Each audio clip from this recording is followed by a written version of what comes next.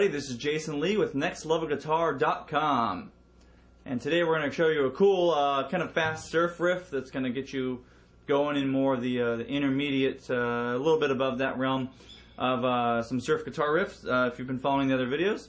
And check it out, let's get into it. So we're going to be focusing today on that first little riff that I played in the intro. If you want to know what I'm talking about, we're pretty much riding the A string for this lesson, okay?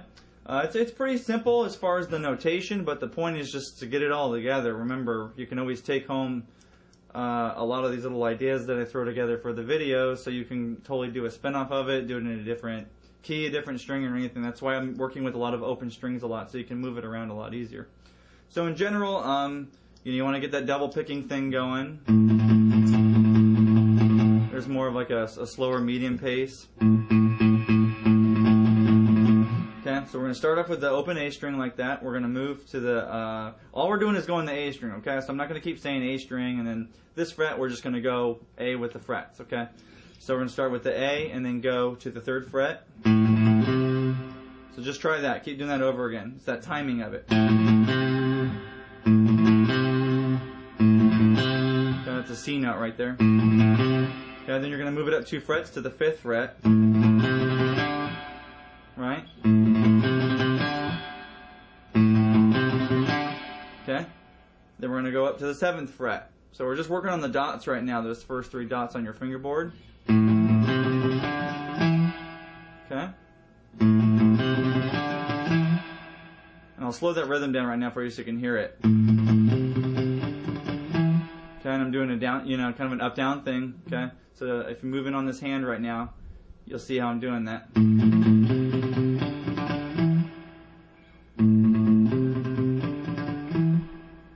Okay. Then we're just going to go up 1. We're going to go up to the 8th fret right there. It's that little kind of sharp note right above it. Okay.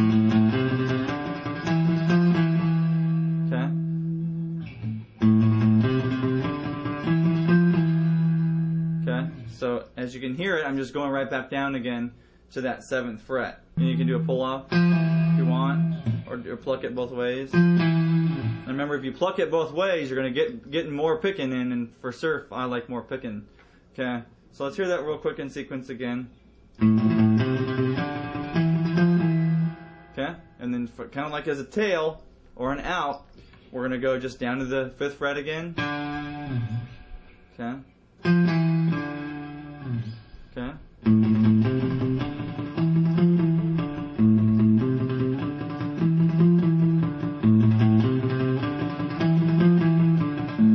Now notice I'm kind of like, I call this like a spider monkey hand, is like what I use a ton in live use. So notice how I'm actually getting my ring finger to reach 3 frets above where I'm at. That's what's going to make it really easy for you to pretty much walk through the fingerboard. As opposed to trying to do it with one finger, it's going to sound like you're too robotic when you're doing it. If you can just get your hand to move like right where you need to, it's going to be a big difference. So if you watch, I haven't done it, but I'll try it with one finger and see how it sounds.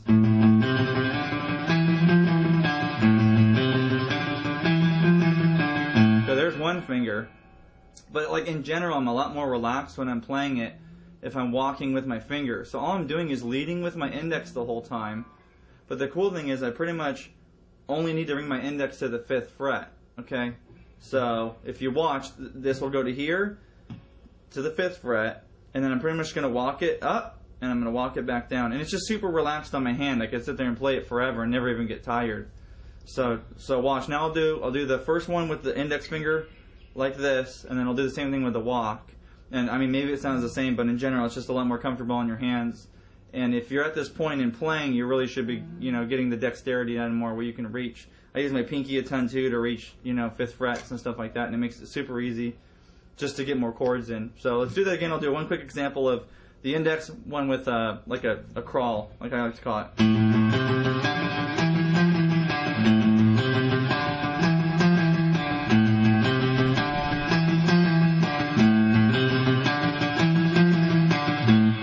Yeah, I mean, even playing that, I'm even like remembering myself that I really do like to do just the crawls a lot better. So try it. I mean, it's just, I'm just moving my wrist out. If you look at kind of like where my watch is, you can see where it's like I'm just moving it out and it actually lets me go up there.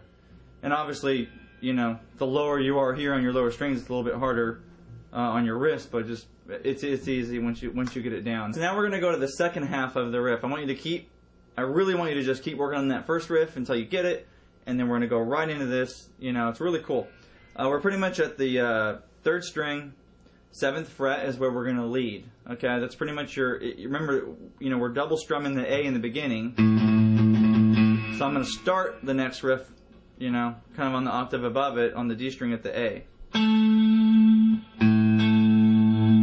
See how it's got that, it just has that cool twangy sound to it when you naturally go above it. So, I'll play the riff in normal time again. It's semi-complex, but it's really not that hard once you get it down. Here it is. Okay,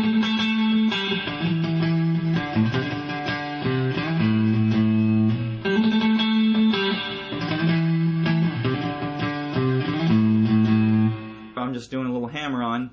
It kind of gives me like that bouncing rhythm sound. And if you get a close-up of my right hand right now, you can kind of see how I'm doing it.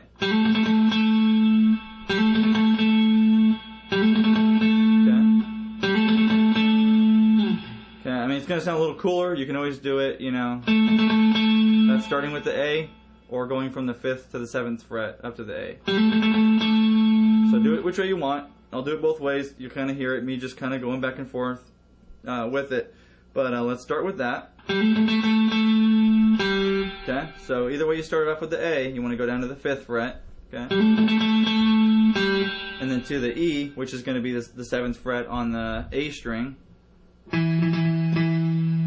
Okay, so just work on that part right there.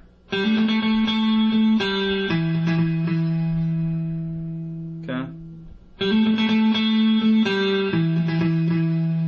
Okay. Now that same kind of like little hammer on I'm doing, you're going to do it from, on the A string, you're going to do it from the 3rd fret up to the 5th fret. Okay. Okay. So let's do that in order. Okay.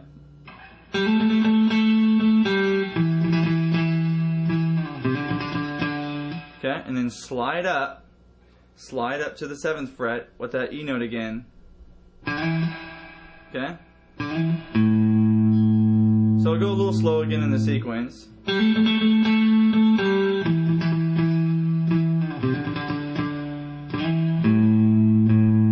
A. So we'll do that again one more time in sequence.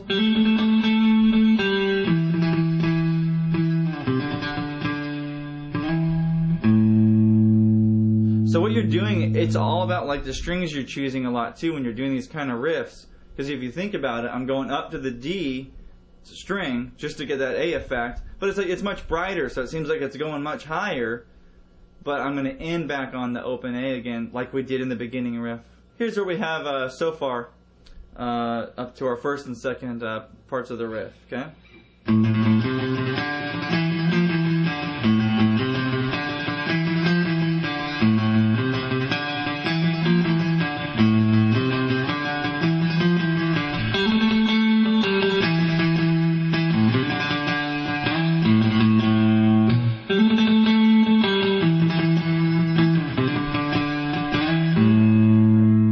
Part of the riff, and what I want you to do is actually do that little slide that I've been doing in a lot of the videos, but I want you to actually start it on the 8th fret on the 1st string, which is going to be a C note. We're actually going to use the C note to our advantage in this riff because it's kind of in correlation to the A. This is the way I want you to do it. So literally you're going to, instead of sliding, you know, up at the octave or way up here like that, you're just going to do it right at the C. Okay, and once again that's the 8th fret. Okay, on the E string, you're going to go down to the 3rd fret on the E string, which is a G. So listen to that right now. Sounds nice and deep. So hear it in sequence really quick with that little part.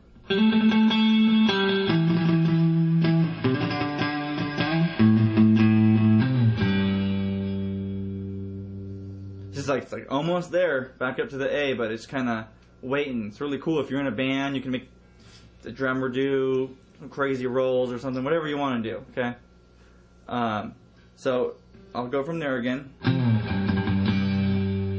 Okay, and you can keep writing that. That's what I do it in the beginning of the video with the riff, you know. Okay, like that. So let's hear it in sequence one more time, and then as I'm going, I'll play the last little part and we'll explain that.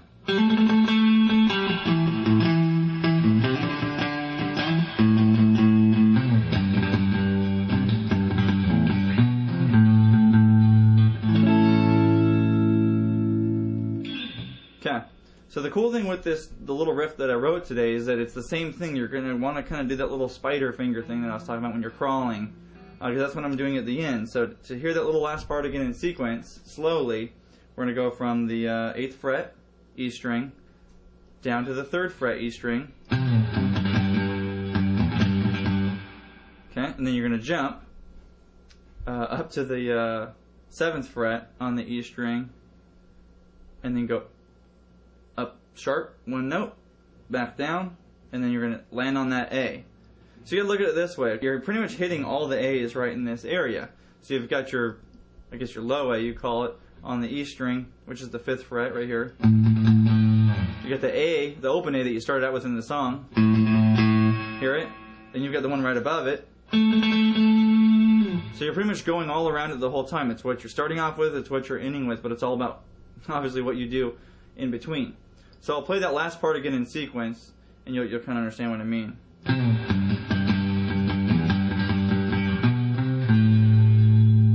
See, so all I'm doing is doing that. So right there you're going to have the 7th fret, 8th fret, down to the 5th fret. Okay? So we're going to start off with the 8th fret, 3rd fret,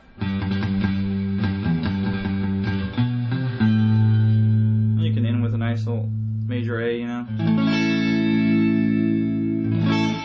So here it is put all together again, and it'll be a little bit easier this time to kind of follow the correlation. Every time I do it, I'm going to do those little crawls with my fingers, so I'm not doing the whole one finger thing.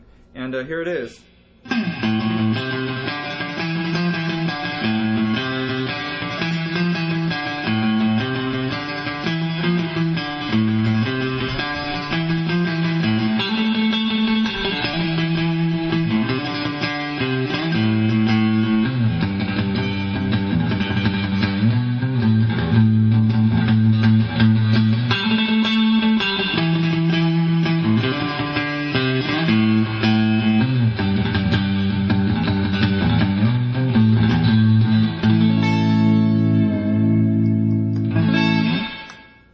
So remember to kind of take this lesson today, and you can do a spin-off of it if you want, or just try it verbatim and try it with a group or whatever you want to do.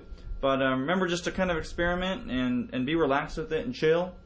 And yeah, I'd like to see everyone out there mastering this lesson, because it's going to get you into some more complex lessons and just a better understanding of what surf music instrumental is all about. This has been Jason Lee with NextLevelGuitar.com. Make sure to check out our bazillion videos on the website. That's right, bazillion videos. And stay tuned for more lessons, and we'll see you soon.